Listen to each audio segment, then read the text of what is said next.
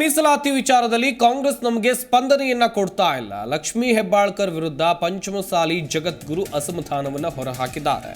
ಜಯ ಮೃತ್ಯುಂಜಯ ಸ್ವಾಮೀಜಿ ಲಕ್ಷ್ಮೀ ಹೆಬ್ಬಾಳ್ಕರ್ ವಿರುದ್ಧ ಅಸಮಾಧಾನವನ್ನು ಹೊರಹಾಕಿರುವುದು ಸಮಾಜದ ಸಚಿವರು ನಾಯಕರು ಮೀಸಲಾತಿಗೂ ಸ್ಪಂದಿಸ್ತಾ ಇಲ್ಲ, ಕೆಲಸವನ್ನ ಮಾಡ್ತಾ ಇಲ್ಲ. ಮೀಸಲಾತಿಗಾಗಿ ಬಿಜೆಪಿ ಸರ್ಕಾರ ಇದ್ದಾಗ ನಮಗೆ ಸ್ಪಂದನೆ ಕಾರ್ಯ ನಡೀತಾ ಇತ್ತು ಅಂತೇಳಿ ಒಂದು ಕಡೆಯಲ್ಲಿ ಲಕ್ಷ್ಮೀ ಹೆಬ್ಬಾಳ್ಕರ್ ಅವರ ನಡೆ ವಿರುದ್ಧ ಜಯ ಮೃತ್ಯುಂಜಯ ಸ್ವಾಮೀಜಿ ಅಸಮಾಧಾನವನ್ನು ಹೊರಹಾಕಿದ್ದಾರೆ. ಕಾಂಗ್ರೆಸ್ ಪಕ್ಷದ ವಿರುದ್ಧ ಜಯ ಮೃತ್ಯುಂಜಯ ಸ್ವಾಮೀಜಿ ಬೇಸರವನ್ನು ವ್ಯಕ್ತಪಡಿಸಿದ್ದಾರೆ. ಸಮಾಜದ ಸಚಿವರು ನಾಯಕರು ಮೀಸಲಾತಿಗೋಸ್ಕರ ಆ ನಿಟ್ಟಿನಲ್ಲಿ ಕಾರ್ಯ ಮಾಡ್ತಾ ಇಲ್ಲ. ಚಿಕ್ಕೋಡಿಯಲ್ಲಿ ಜಯ ಮೃತ್ಯುಂಜಯ ಸ್ವಾಮೀಜಿ ಹೇಳಿಕೆಯನ್ನು ಕೊಟ್ಟಿದ್ದಾರೆ. ಅವ್ರನ್ನ ಹೇಳಿದ್ದೀನಿ, ಮನೆ ಸ್ವತಃ ಲಕ್ಷ್ಮೀ ಹೆಬ್ಬಾಳ್ಕರ್ ಕಚೇರಿಗೆ ಹೋಗಿ ಮಾತಾಡಿದ್ದೀನಿ. ಅವರು ಮಾಡ್ತೇವೆ ಅಂದ್ರೆ ಬಟ್ ಅವ್ರು ಏನಾಗಿತ್ತು ಪರಿಸ್ಥಿತಿ, ಅವಾಗ ಏನಿತ್ತು, ಬೊಮ್ಮೆಯವರು ಒಂದು ರೀತಿ ನಮ್ಮ ಮನೆಯೊಳಗಿನ ಒಬ್ಬ ಸದಸ್ಯ ಇದ್ದಂಗಿದ್ರು.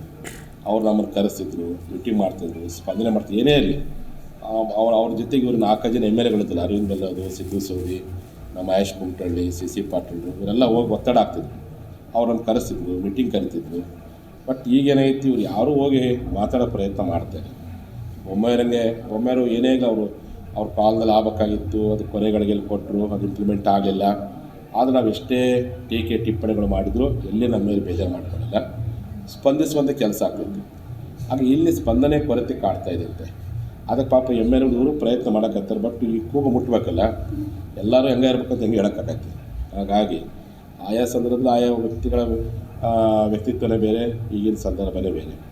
ಅದನ್ನು ಮಾತಾಡಿದ್ರೆ ಅದಕ್ಕೆ ಕೊನೆಗೆ ಡೆಲ್ಲಿಗಾರ ಹೋಗ್ಬಾರೆ ಅಂತ ಹೇಳಿ ಅವ್ರನ್ನ ಹೇಳಿದ್ದೀನಿ. ಮನೆ ಸ್ವತಃ ಲಕ್ಷ್ಮೀ ಹೆಬ್ಬಾಳ್ಕರ್ ಕಚೇರಿಗೆ ಹೋಗಿ ಮಾತಾಡಿದ್ದೀನಿ.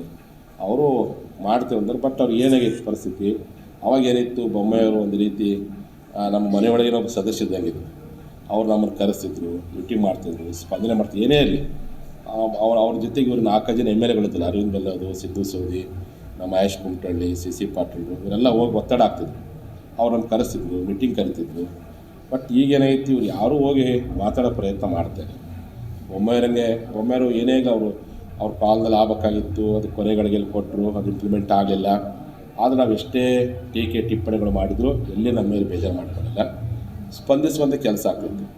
ಆಗ ಇಲ್ಲಿ ಸ್ಪಂದನೆ ಕೊರತೆ ಕಾಡ್ತಾ ಇದೆಯಂತೆ. ಅದಕ್ಕೆ ಪಾಪ MLAಗಳು ಪ್ರಯತ್ನ ಮಾಡೋಕ್ಕತ್ತಾರೆ. ಬಟ್ ಈ ಕೂಗು ಮುಟ್ಬೇಕಲ್ಲ, ಎಲ್ಲರೂ ಹೆಂಗೆ ಇರ್ಬೇಕಂತ ಹೆಂಗೆ ಹೇಳಕ್ಕೆ. ಜಿ ಕನ್ನಡ ನ್ಯೂಸ್ ಈಗ ನಿಮ್ಮ ಮನೆಯಲ್ಲೇ ನೋಡಿ. ಎಲ್ಲ ಕೇಬಲ್ಗಳಲ್ಲಿ ಈಗ ಲಭ್ಯ.